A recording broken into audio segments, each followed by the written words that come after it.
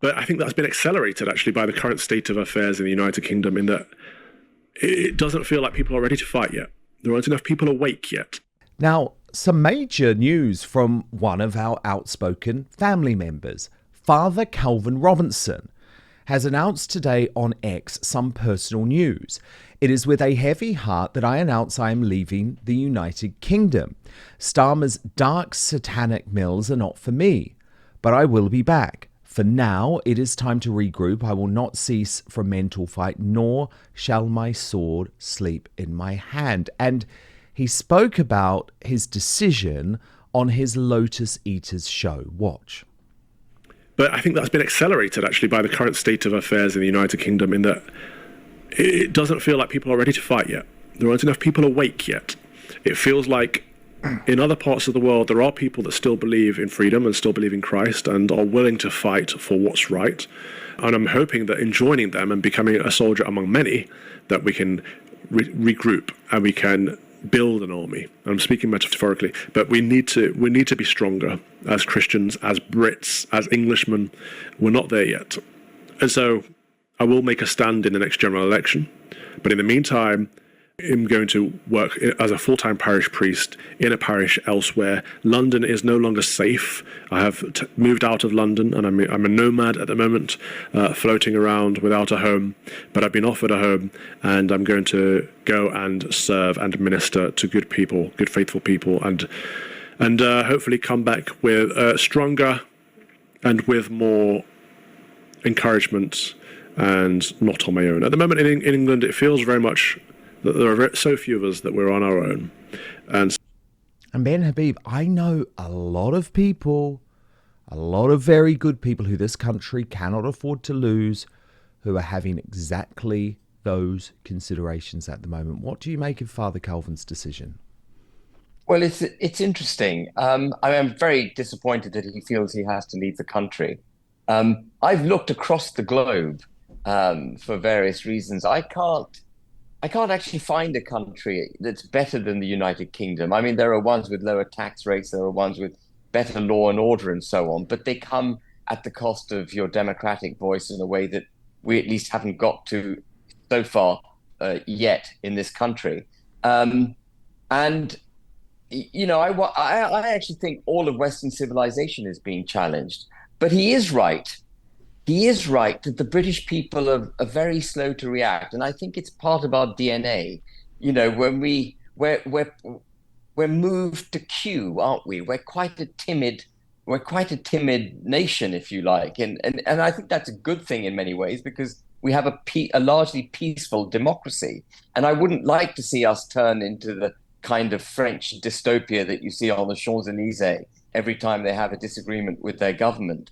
But we do need a popular movement. I said this last night, actually, on another show with Jacob Rees-Mogg, actually. I said, you know, we need a popular movement now in this country because we've got 5 years of a majority in Parliament that we just can't challenge through the electoral system. So we do need a popular movement of the people to challenge Starmer. What Starmer is doing is deeply damaging to this country on every front. And he's revealed himself in 56 days.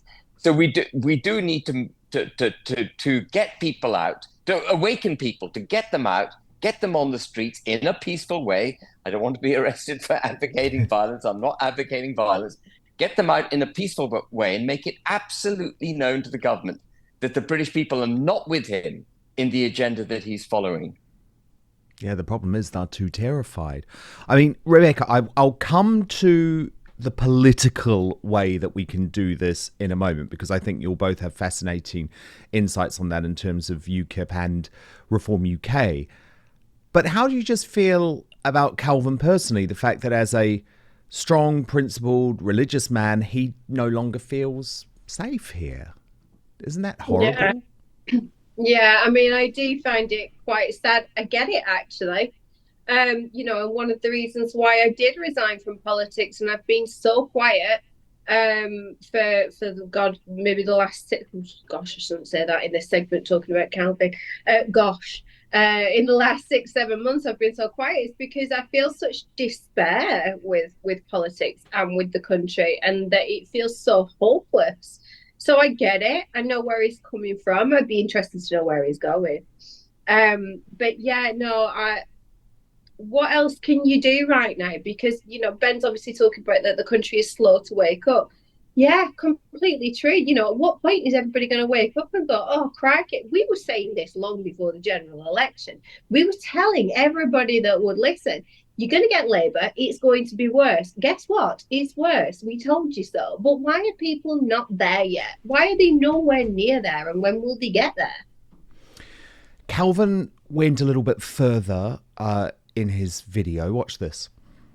At the moment in England, it feels very much that there are so few of us that we're on our own. And so let's pray that more people wake up to what's going on. That's a bit of personal news. So let's move on to a prayer. I want to specify that I love the United Kingdom. I am half English. I love England. I love this nation with all of my heart. And I want it to do better. But at the moment, it's not a safe place politically. The politicians are going to clamp down on us and arrest us. And Lawrence Fox, who is Calvin's close friend, co-host of Fox and Father, posted after Calvin's announcement, in a country that hadn't been taught to hate itself and wasn't upside down, Calvin Robinson would be used as a role model for young people. Instead, he has been attacked from every angle for being a man of principle, even fired by the so-called free speech TV GB News for displaying a vanishingly rare quality on the right: loyalty. Appalling treatment from a bunch of controlled opposition cosplay freedom fighters. And Rebecca, it's interesting because Calvin has just taken up a role as the chief spokesman for your former party, UKIP. Do you think there is the chance of this popular political movement that Ben speaks about on the right, or is it impossible with so many splinter groups? He's done what? This is the first time. Yeah. He's now the chief spokesman for UKIP. Stop it. Yeah. Why are you so surprised? No. That's a coup for UKIP, isn't it? What on earth is he thinking? He has fully lost all leave of his senses. He has taken up. But you were deputy leader.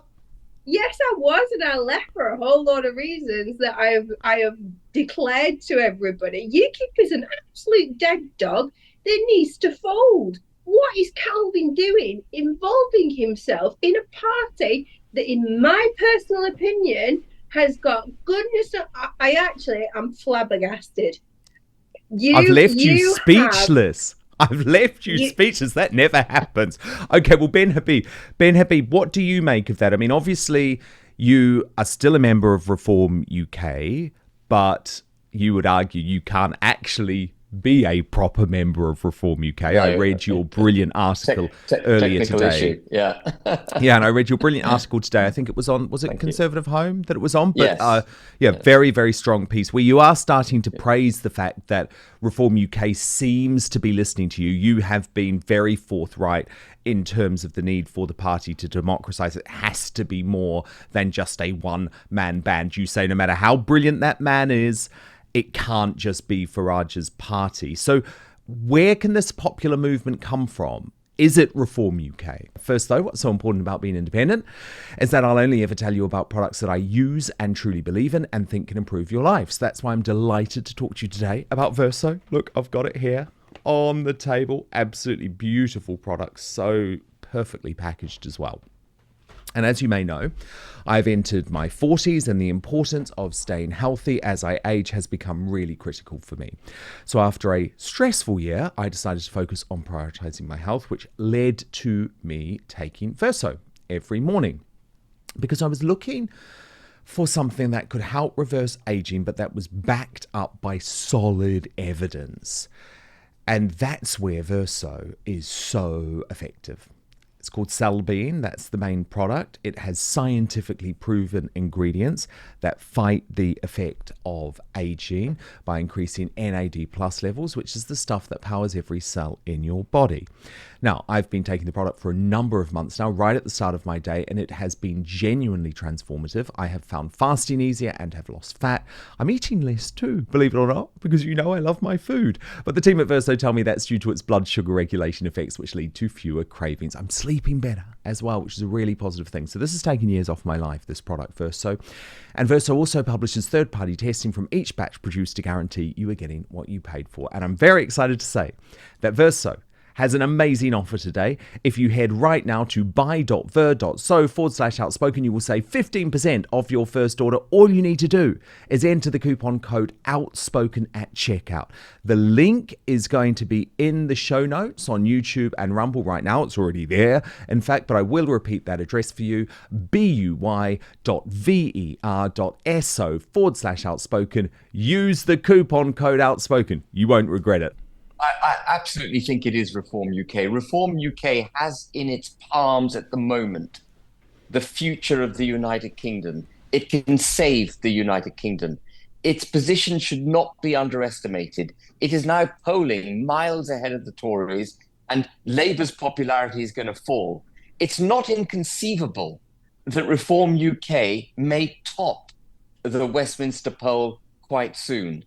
And with that comes great responsibility for the leadership, in particular, of Reform UK. The nation will be looking to that leadership to deliver them from the dystopia into which Starmer and the Tory government before him have taken us. And so I really hope Nigel, Richard, Zia Youssef and others can rise to the task, understand that this cannot be an insurgency. It can't just be shouting at the sidelines.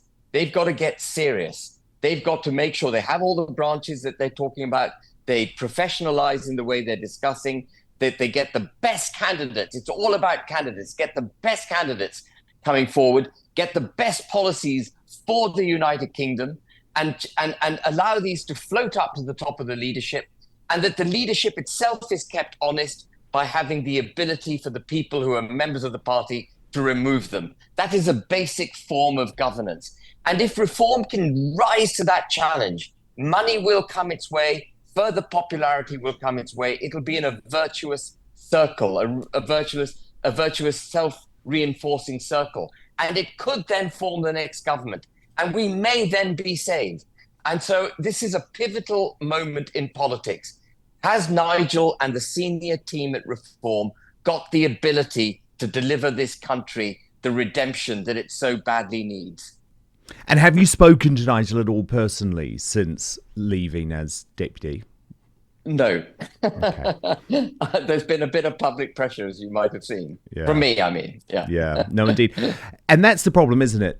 Uniting the right. It is a big problem, Rebecca. You tried. When you were at UKIP, you had this idea of somehow bringing all the parties together, Reclaim and the SDP. It's difficult. Well, it's not possible. Let's put it that way. I really tried. I really tried to get Ben as my leader as well. We did. We had a lovely time. He's one of the best people I actually met in politics, and obviously Ben was taken out of his position, which I find absolutely desperately sad, and I was really upset by it, actually. A lot of people were. Sorry about that. Thank you. Thank you. But obviously, the way that he has just spoken about Reform shows exactly the character of Ben that I know, that he's an absolute true gentleman. So well done, and I commend everything you did, and I commend everything that you say now, because I agree with you. I think that Reform is probably the only option left. Uniting the right is never going to happen. Like I've said, UKIP need to fold. Heritage are just not a thing, really. ADF, the same. And a few others. Reform do have the traction, they do have the motion, but I think Ben was right when he obviously left his position of saying that it does need to become more democratic, and it does, because that's what politics in this country is all about. So if they get that little bit fixed, yes, I think that they stand a very strong possibility. They are the best competition out there, and the rest of the parties just need to leave them to it. Yeah, well, look, I like the idea of you, Rebecca, Father Calvin, Ben Habib, all under this Reform UK banner. I think what's interesting is that we all feel like Reform is the best organ for it. Farage is the best leader. He has that charisma. Which organ, Dan? Popularity. Well, indeed, and maybe that's What was that? I couldn't. Oh, you don't want to know. That wasn't the right word to use, was it? It certainly wasn't right. I meant to use the word vehicle, and for some reason the word organ came out, and that can go to all sorts of places. Thank you so much for watching Dan Wootton Outspoken. Please do subscribe if you want lots more clips and interviews like that. Plus, if you want to watch our totally uncensored after show, then visit www.outspoken.live.